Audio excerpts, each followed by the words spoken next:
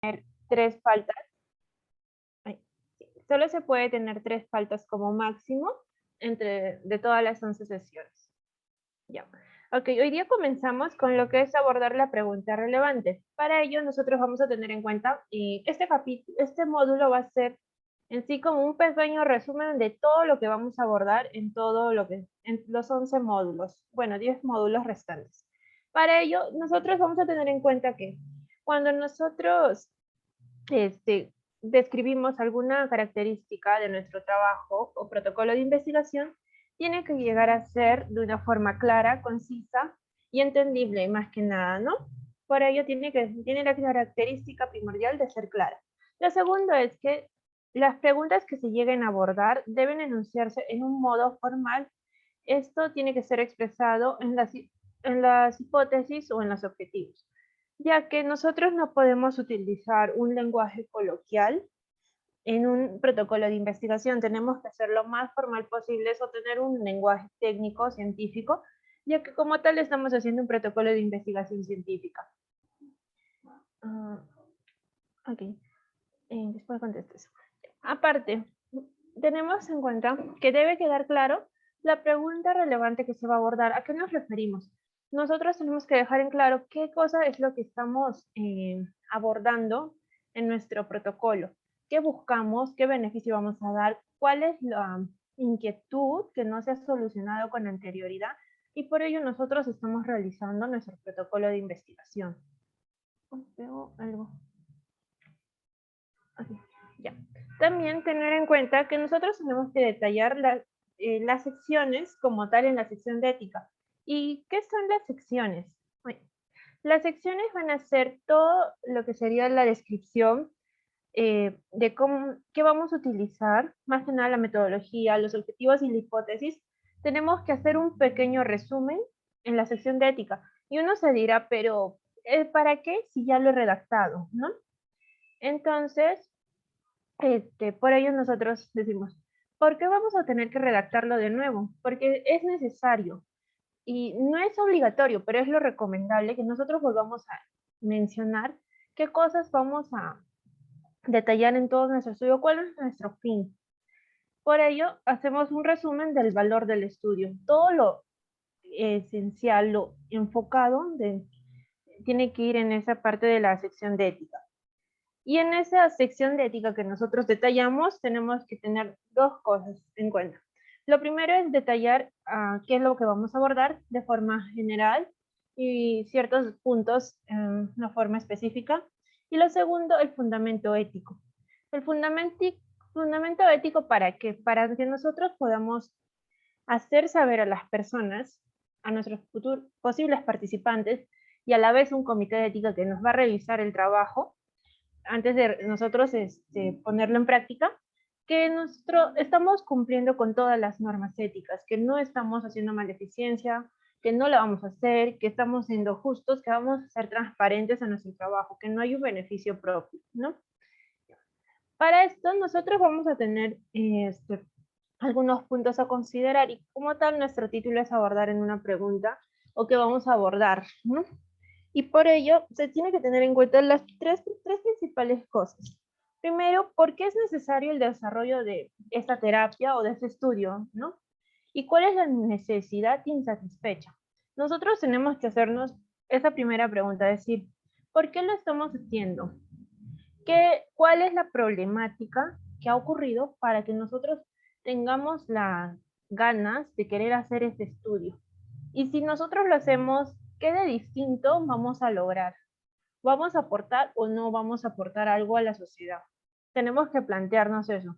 Si no es tan viable nuestra idea, nuestro protocolo de investigación, entonces mejor nosotros cambiamos la idea de investigación para algo que sea más beneficioso, no solo para nosotros, sino para la sociedad de forma general y a la sociedad científica, ¿no? La segunda pregunta va a ser, ¿es la pregunta definida por los objetivos relevante y útil, y a la vez si contribuye al programa de desarrollo o suma al conocimiento médico? La primera parte de ello nos vamos a poner a cuestionar si después de haber enfocado nuestro tema, nuestra idea, ya nos hayamos asegurado de que sí, va a beneficiar en algo, pero ¿nuestro objetivo realmente está bien enfocado? Eso va a ser nuestra segunda interrogante. ¿Estamos llevando bien nuestra idea de investigación o podemos mejorarla? Si podemos enfocarnos en algo mucho más beneficioso o algo que tenga una mayor significancia. Y la segunda parte va a ser si esto va a contribuir a la suma del conocimiento científico o médico, ¿no?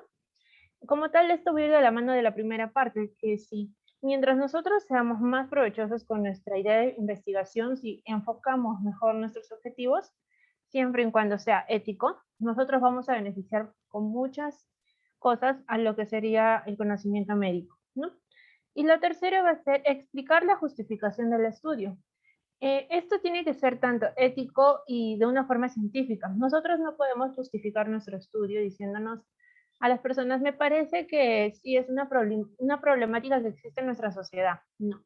Nosotros tenemos que ir con un sustento científico, algo verídico, que nos haga ver si en nuestra población hay tal problemática. Por ello estoy abordando este enfoque en ellos. Quiero ver cómo reaccionan, quiero ver si hay una mejoría, quiero ver si hay cambios, quiero ver muchas cosas que podrían ayudar a estas personas por decir, a reducir tasas de mortalidad, tasas de morbilidad, gastos, entre otros, ¿no? También teniendo en cuenta, vamos a enfocarnos algunos ejemplos. Y en este caso, el primer ejemplo nos dice, la evaluación científica exhaustiva de cualquier tratamiento prometedor antes de la autorización de la comercialización. ¿A qué se refiere ello? Es que nosotros, antes de que busquemos un tratamiento, tenemos que empaparnos de conocimiento. ¿Para qué? Para que nosotros, de cierto modo, sustentemos cuán útil es, que es una de las principales cosas que se busca en un protocolo de investigación. Si nosotros simplemente nos basamos, por decir, en 3 bibliografías que nos dicen si puede ser beneficioso o puede contribuir a nuestra hipótesis, pero alguien que ha buscado más bibliografías, ha investigado más, imaginemos que tiene 20 bibliografías de nuestro tema, un tema que estamos abordando, y nos refuta totalmente nuestra idea. En ese caso, nosotros no vamos, de cierto modo, no vamos a tener cómo avalar nuestra hipótesis o cómo defenderla. Por ello, se recomienda que antes de nosotros aplicar algo, en este caso, el ejemplo nos habla de un tratamiento, nosotros investiguemos, estemos seguros y podamos así defender nuestra hipótesis. Lo segundo va a ser la búsqueda continua de medicamentos con mejor eficacia y seguridad previo a la exposición. Acá, antes de que nosotros apliquemos un tratamiento a un participante, tenemos que cerciorarnos de que sea seguro y eficaz. Pero algunos dirán, pero ¿cómo me aseguro de ello si no lo aplico a un paciente o un participante? Simplemente nosotros nos basamos ya de revisiones previas.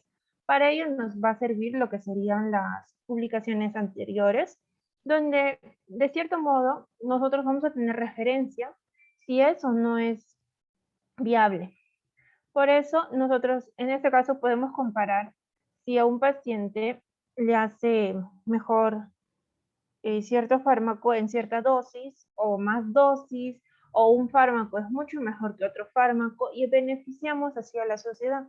Podemos decir que un antiparasitario que usualmente se toma en dos dosis es menos eficaz que un antiparasitario que se toma en una dosis. Pero con ello nosotros primero lo comprobamos teóricamente, tenemos nuestro sustento ya hecho una base y después de ello lo aplicamos en nuestra posible muestra. Lo tercero va a ser que el tercer ejemplo que tenemos es el fármaco X tiene un mecanismo de acción diferente en comparación con los fármacos comercializados. Esto va a ir orientado más que nada cuando usualmente hay fármacos que ya están establecidos en las guías, que nos dicen, para tal enfermedad solo usa tal fármaco o en nuestro país se utilizan esos fármacos. Es como una memoria que se nos ha quedado, que decimos, si algo nos da, le damos tal cosa. Pero no hay esa opción de que alguien diga, ¿y si probamos un nuevo fármaco que quizá tenga menos efectos adversos, un mayor tiempo de acción, que no haga que tenga episodios reiterativos. Pero, ¿cómo lo probamos? Igualmente, primero la parte teórica, comprobando la eficacia, comparando qué componentes tiene, cómo podría ser el mecanismo de acción, la farmacocinética, y según ello nosotros probamos en 2 grupos, obviamente teniendo todos los criterios de ética y los criterios en metodología, cumpliendo todo lo planteado. El cuarto ejemplo nos habla de comparación de dosis de fármacos y evaluación de resultados. En este punto, ¿qué buscamos? Así como el segundo ejemplo, que nosotros buscamos si un fármaco es más eficaz a una dosis que a otro que es a 2 dosis, lo mismo. Sin embargo, vamos a relacionarlo con los resultados que tienen. De nada sirve que nosotros digamos, sí, ha sido eficaz. Nuestro estudio nos revela que tantos pacientes sí ya no tienen alguna parasitosis. Solo han tomado una dosis, pero no estamos contribuyendo mucho. Podríamos agregar diciendo que, así como esos pacientes que han tomado solo una dosis de cierto fármaco, ya no tienen la parasitosis, también ha habido algunos efectos, no se han presentado ciertos efectos adversos. Con ello nosotros estamos presentando pros de un fármaco. Y a la vez no se trata solo de desmerecer al otro, tenemos que en nuestros resultados mostrar también qué cosas hace el otro. Imaginemos que igual el otro fármaco también le sanó a la persona, a ese grupo de muestra, pero el inconveniente sería que ha llegado a tener ciertos efectos adversos que en el otro fármaco no se dio. Con ellos nosotros vamos concluyendo, vamos sacando, trabajando en nuestros resultados y cooperando diciendo, sí, tal fármaco es mejor porque tiene menos efectos adversos, basándonos en cuán significante fue el resultado. Lo quinto va a ser la comparación de uso de dosis única o doble. Igualmente se relaciona con el ejemplo anterior, para ver si una dosis o 2 dosis, o quizá más dosis pueden ser eficaces o no. Y el sexto va a ser, ¿cuál es la frecuencia del evento adverso Z para el medicamento Z? Como tal, podría darse que comparamos 2 fármacos.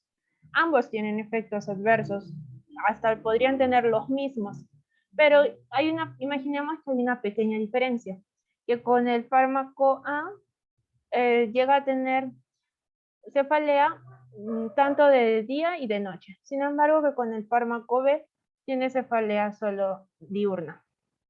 Y en ese caso nosotros vamos a comparar esto. Como sigue teniendo la cefalea, pero uno que va a preferir tener cefalea 2 veces al día o tenerla una vez.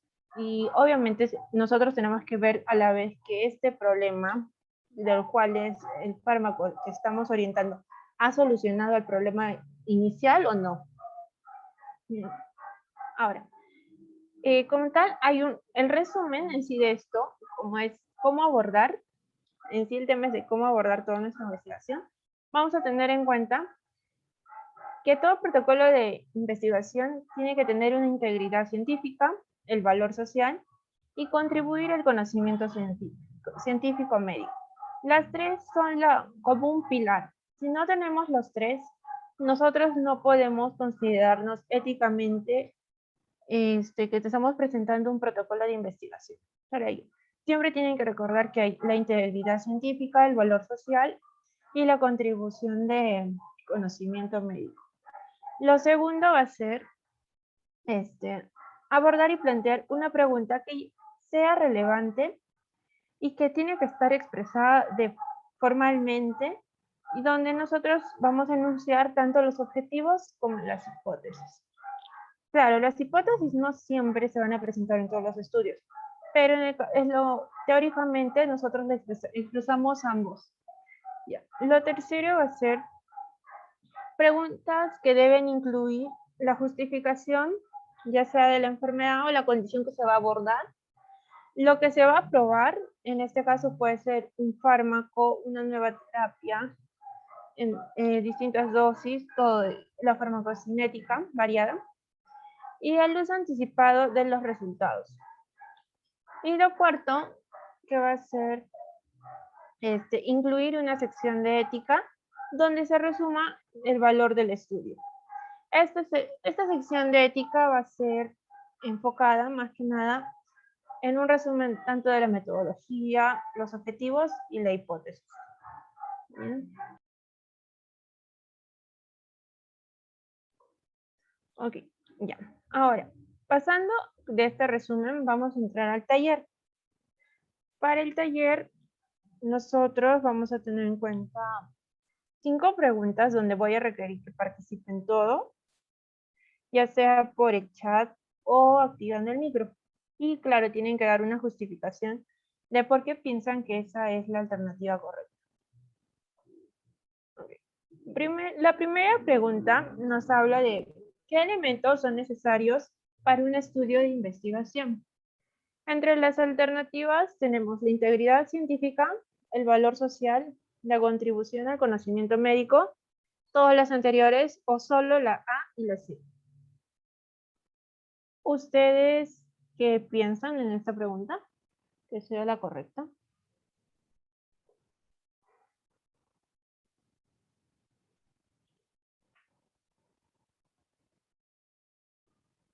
Ok.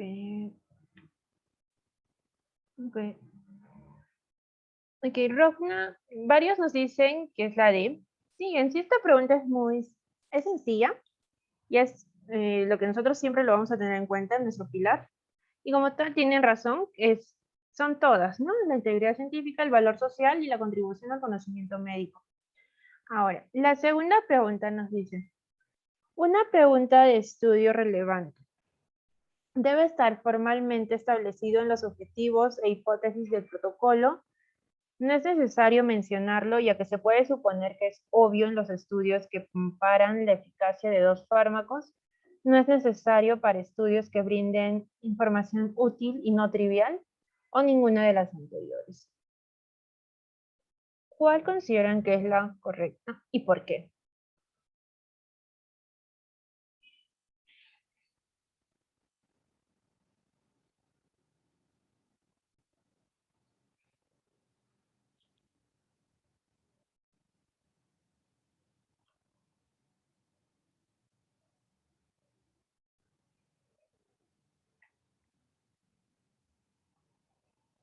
Ok. Jesús nos dice ninguna de las anteriores. Ok. Paul nos dice la A. Mariana la D. Ingrid y David la A. Ok. ¿Alguno me podría decir por qué consideran la A y por qué consideran la D?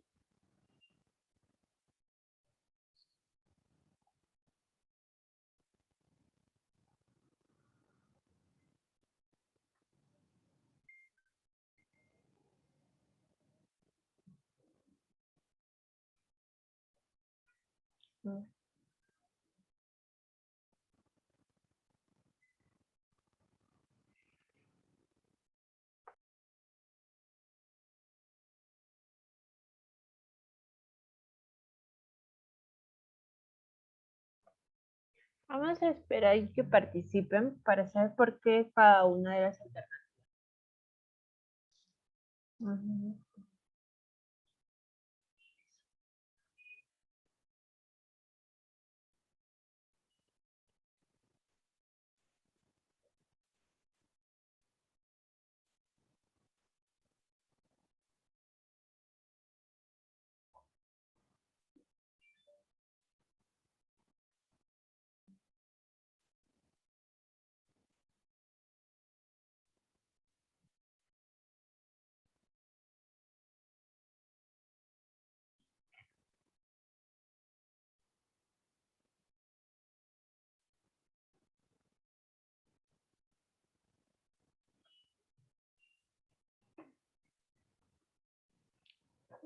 Ok, Laura nos dice, yo creo que es la A y creo que la pregunta debe de estar acorde con los objetivos. Sí. Ingrid nos dice, porque los objetivos y la hipótesis son los puntos de los que se apoya un protocolo de investigación. Sí, también la hipótesis. Sí, ambas tienen razón. Y aparte, agregando a ello que todo documento y toda pregunta en un estudio tiene que estar escrito de forma formal, como lo dicen, ¿no? Tiene que tener una escritura formal. para que nosotros nos veamos más profesionales de cierto modo, ¿no? ¿Y por qué no la ve? Porque de cierto modo nos está mencionando que ya no es necesario mencionarlo, pero todos los detalles que de cierto modo afectan o intervienen con la vida de un participante, nosotros tenemos que mencionarlo, qué acciones vamos a realizar, qué cosas no, qué esperamos, qué buscamos, todo ello. Lo otro que nos dice la C es, no es necesario para estudios que brindan información útil y no trivial. Aún con ello, por más que un estudio brinde la información útil y no trivial, nosotros tenemos que hacerlo. Tenemos que enfocarnos en brindar la información basándonos en los objetivos, la hipótesis y que sea de un modo formal. ¿No? Okay. Vamos a pasar a a la tercera pregunta, que es verdadero o falso. ¿No? Rofna nos dice que son todas las anteriores. No necesariamente porque podrían ser todas, sin embargo lo que se ve es que algunas no están omitiendo ciertos puntos. No porque un estudio sea útil y no trivial significa que nosotros ya no hagamos una pregunta en un estudio. Tenemos que tener en cuenta que así sea demasiado informativo, demasiado beneficioso, nosotros tenemos que hacerlo. ¿Ok? Ya. Ahora, ya. A ver, ya. Ahora la tercera pregunta dice, si los elementos relacionados ya se discuten en las secciones designadas del protocolo, ¿aún puede ser útil introducir una sección ética especial? ¿Ustedes consideran que es verdadero o falso?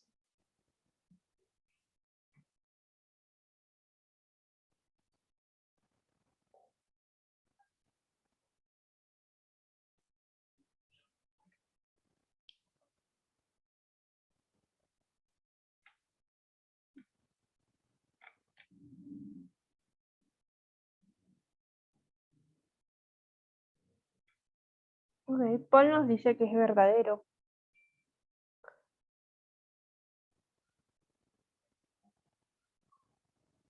Rogna también nos dice verdadero.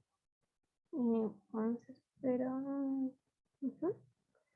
Tienes razón, las respuestas son correctas. Si es verdadera esta situación, como habíamos mencionado, nosotros tenemos que introducir, como lo dice la pregunta, una sección de ética donde nosotros hagamos un resumen de todo nuestro protocolo enfocándonos en los objetivos y la hipótesis. Así ya se haya mencionado previamente en la parte descriptiva de nuestro protocolo. Tenemos que hacerlo mención en nuestra parte ética. Ya. Pasando a la cuarta pregunta, nos dice, ¿cuáles de las siguientes consultas deben tenerse en cuenta para redactar preguntas de estudio relevante? En este caso, hay varias alternativas que son verdaderas. La primera nos dice cuál es la necesidad insatisfecha. La segunda, contribuye a un programa de desarrollo o al conocimiento médico. La tercera, ¿cuál es la justificación del estudio? La cuarta, ¿cómo recluta y compensa el estudio a los participantes de la investigación? Para ustedes, ¿cuáles consideran que son las que se tienen que tener en cuenta para redactar preguntas en un estudio relevante?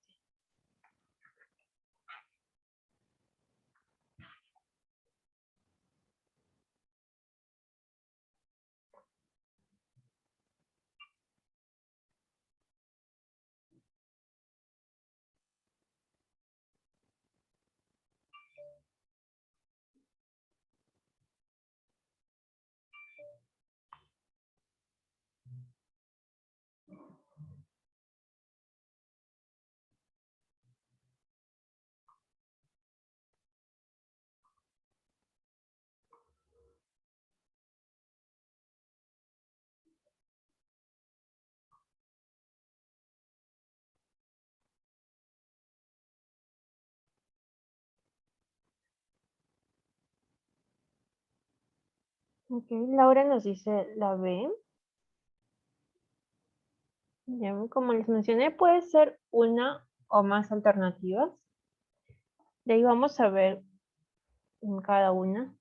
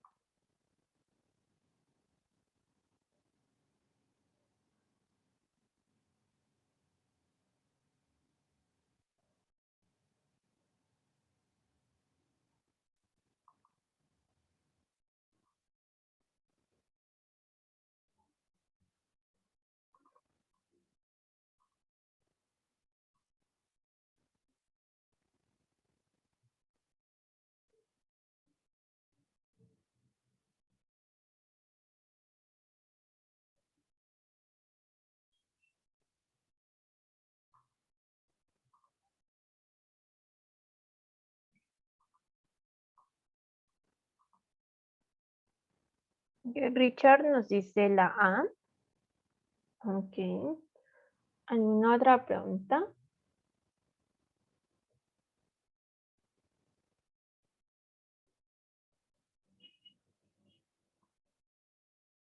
¿Alguna otra respuesta? Perdón.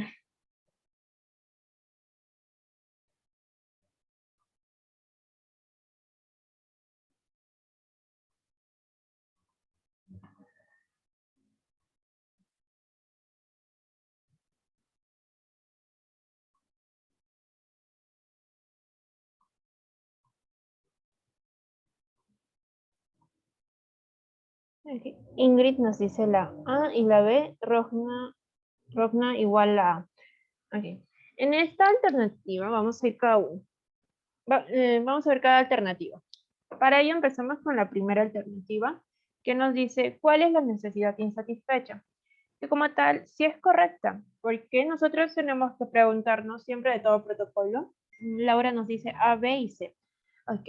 Tenemos que cerciorarnos y verificar qué es lo que está mal o cuál es el problema, qué es lo que está haciendo que nosotros hagamos ello. Por eso, la pregunta más enfocada va a ser, ¿cuál es la necesidad insatisfecha? O en pocas palabras, ¿cuál es la problemática por la que vamos a hacer este estudio? ¿No? Así que la A estaría correcta. La segunda nos dice, ¿contribuye a un programa de desarrollo o al conocimiento médico? También es correcta. ¿Por qué? Porque buscamos que todo protocolo de investigación se llegue a convertir en un trabajo de investigación. Y como tal, estos trabajos tienen que brindar conocimiento, tienen que empaparnos con mayor conocimiento, aportar a la sociedad. ¿Ya? La tercera nos dice, ¿cuál es la justificación del estudio? Esta pregunta se va a relacionar con la primera alternativa. Esta alternativa 10. ¿Por qué? Porque nosotros, así como en la primera buscamos la problemática, en la tercera nosotros buscamos un porqué.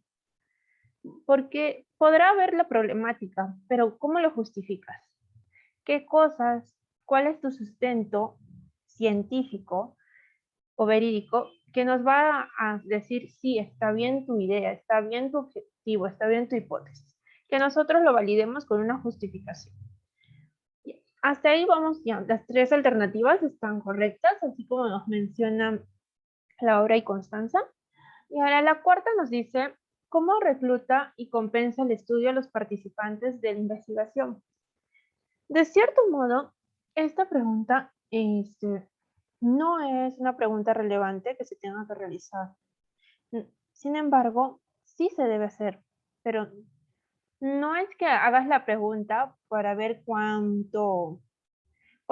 beneficioso es tu estudio, sino en el momento en el que nosotros hacemos nuestro consentimiento informado, nosotros detallamos cómo cómo vamos a apoyar o qué beneficios vamos a dar a nuestros participantes, ya sea en caso de que tengan alguna complicación, si es un tratamiento, un fármaco como tal, o una innovación, ¿no? En ese sector es donde nosotros colocamos en la parte del consentimiento informado. Nosotros les mencionamos, sí, nosotros los compensamos, nosotros tenemos ciertos beneficios. Si usted le da alguna complicación o tiene alguna contraindicación y puede tener un efecto adverso, nosotros le vamos a brindar tal cosa. Pero todo ello va en lo que es el consentimiento informado. No va en la parte de relacionándose a preguntas relevantes de un estudio. Así que en este caso las primeras alternativas de la A, B y C serían las correctas. ¿Ok? Y ahora, pasando a la quinta pregunta, que es la más relacionada a los ejemplos, vamos a tener en cuenta que nos dice, ¿cuál de los siguientes no es un buen ejemplo de cómo abordar preguntas relevantes en un protocolo de investigación? La primera alternativa nos dice, el fármaco X ofrece mayores ventajas potenciales que el fármaco Y para el tratamiento a largo plazo de la enfermedad Z. El fármaco X es una nueva terapia que tiene una acción más prolongada y no requiere refrigeración. Esto requiere visitas al consultorio menos frecuentes para los pacientes con dicha enfermedad que participan del estudio. Se planifica una comparación entre el fármaco X y el fármaco Y para estudiar la capacidad de ambos para producir el resultado deseado. Ok, esa es la primera alternativa. La segunda nos dice, el fármaco A ha demostrado tener efectos indeseables mucho más graves que el fármaco B en un estudio anterior sobre el cáncer con más de 1000 participantes. Ambos fármacos tienen la misma capacidad para producir el resultado deseado. Se propone un nuevo estudio de fármaco A y fármaco B para confirmar el resultado.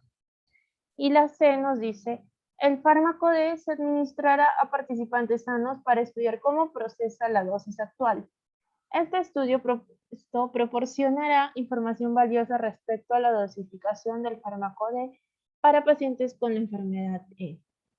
Bueno, ya. De estas tres alternativas, ¿cuál de ellas consideran que no es un buen ejemplo para abordar preguntas relevantes en un protocolo de investigación?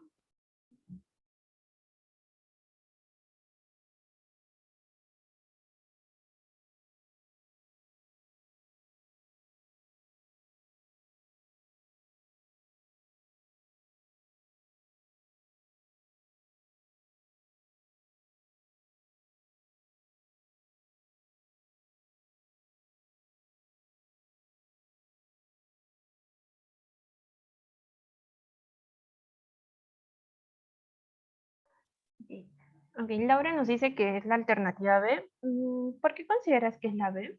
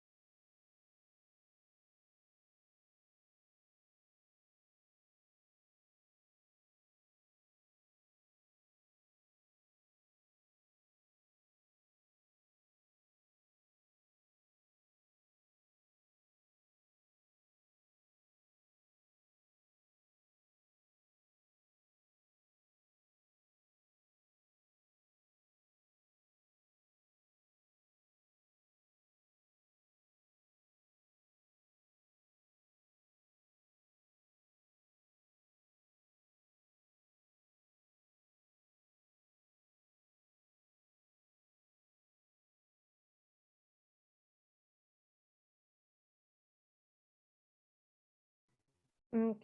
Rogna nos dice la alternativa C. Igual, tanto Laura como Rogna, ¿por qué consideran esas alternativas?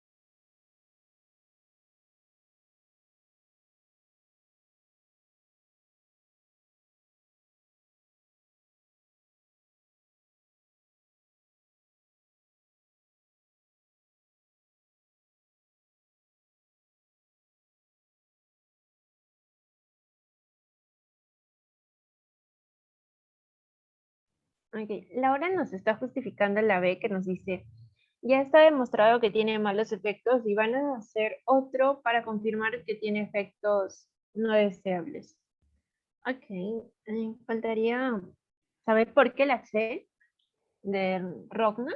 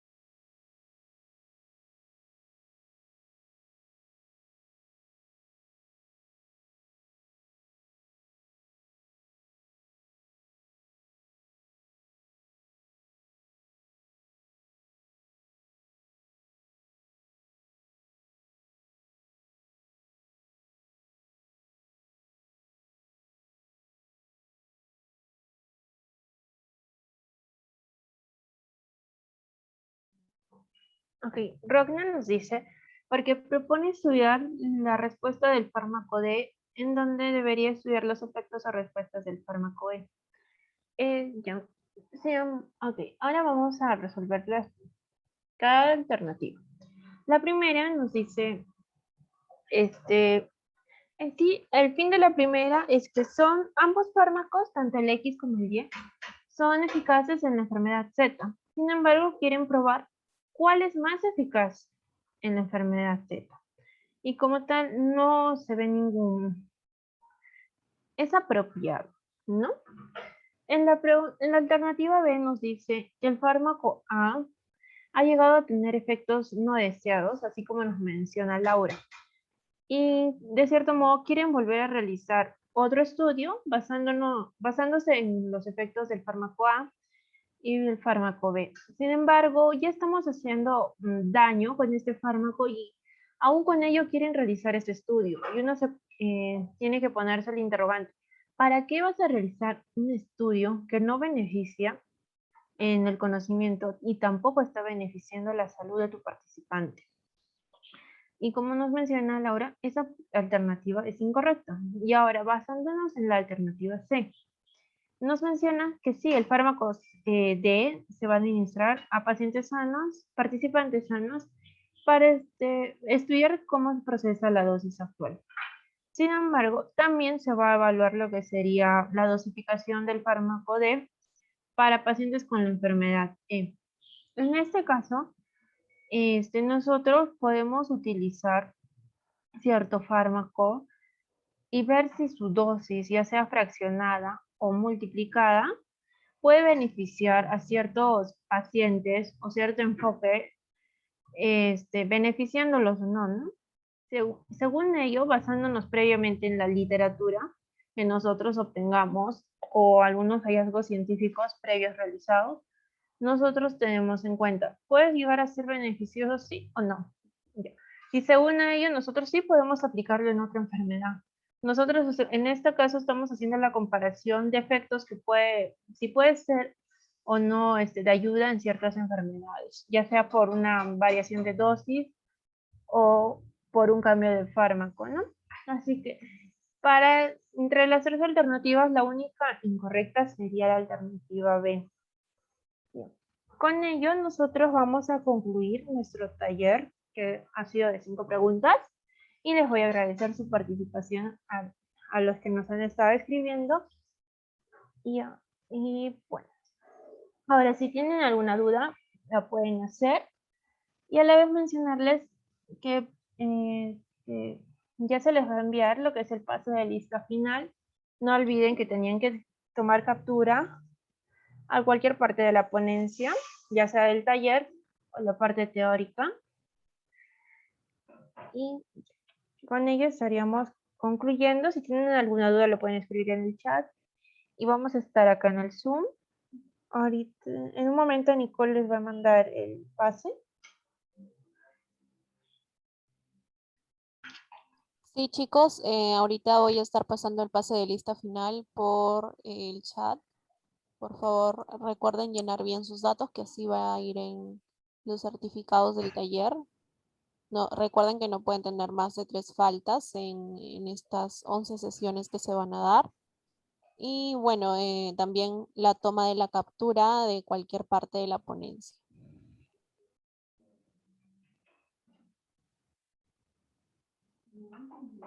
No es post-test, es pase de lista final el que acabo de mandar. Sí, es para registrar la asistencia, ya que tienen que figurar tanto en el pase de lista inicial y en el pase de lista final. Como es un taller, nosotros no hacemos un post-test o un pre-test, porque la idea es que participen cuando se esté realizando el taller y van aprendiendo de cierto modo, se les va quedando las cosas.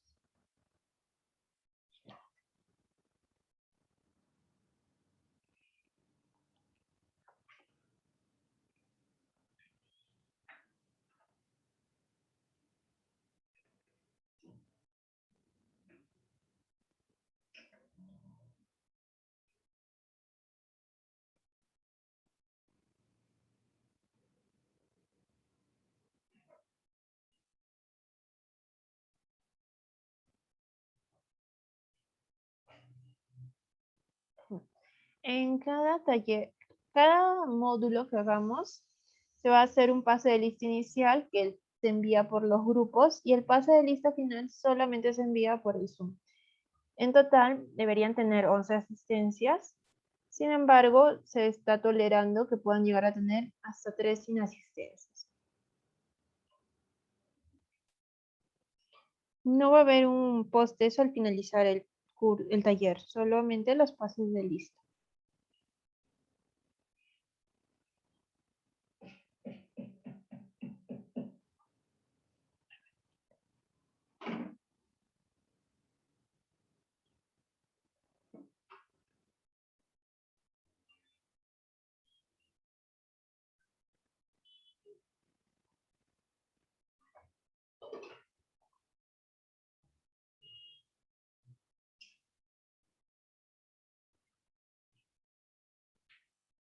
Bueno, chicos, los que ya van terminando de llenar sus datos en el pase de lista final, pueden retirarse del Zoom sin ningún problema. Muchas gracias de verdad por su participación. No se pierdan las demás sesiones que van a estar muy buenas y que además pues les van a orientar para su certificación en este elementos esenciales de la ética, ¿no? En este curso que es muy importante tenerlo, seamos estudiantes de medicina o no. Entonces, nuevamente, muchas gracias, chicos. Los esperamos ver en las siguientes sesiones.